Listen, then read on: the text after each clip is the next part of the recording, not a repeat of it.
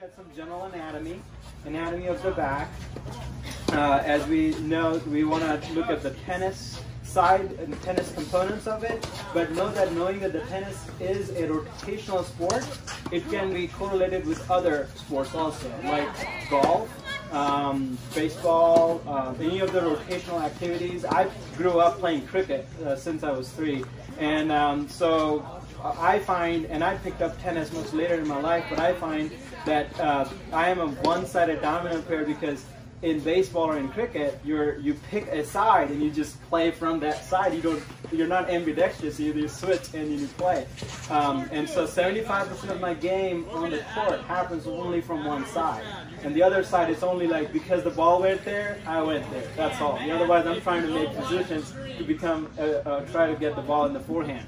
So what that does is it creates unidirectional rotational changes and overuse of one side. And that makes the spine prone to extra twisting and extra injuries. So there are ways that a rotational athlete can do to warm up the body so it's ready for what you're getting ready to do, but also cool down so all the changes, all the overuse I did from 75% on one side and not so much on the other can be normalized before it takes its own pattern during the next 2 or 3 days when I'm actually off or maybe going back to work, that those patterns I don't take with me and not let it develop and just kill it right after the course. There we go. Good. So holding that position at his follow through, his right hip is what we call internally rotated, for being able to rotate on top of it, and his left hip is externally rotated, and it would be flipped for the other golfers. And now the same thing, you can go ahead and relax there. I like to strike in the pose, so that was good. Yeah. Now the same thing is going to be relevant for the backswing. When someone goes into their backswing. And so this is one that can be painful, and so you pause before the pain starts, and I'll guide you through.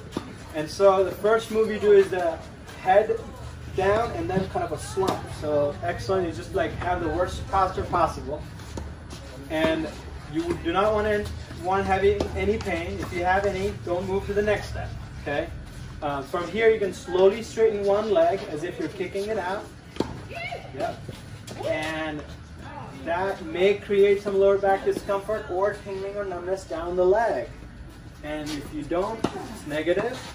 You do the positive, pause, don't proceed. And then the last one is you switch legs and you do the same on the other. And create an overarching. And then as I come through, the tendency is then to slide the hips forward, which causes compression at the right side of the back in right-handed golfers. So this is the most common. You see this in 38% of golfers, and it is the #1 leading cause of low back pain in golfers.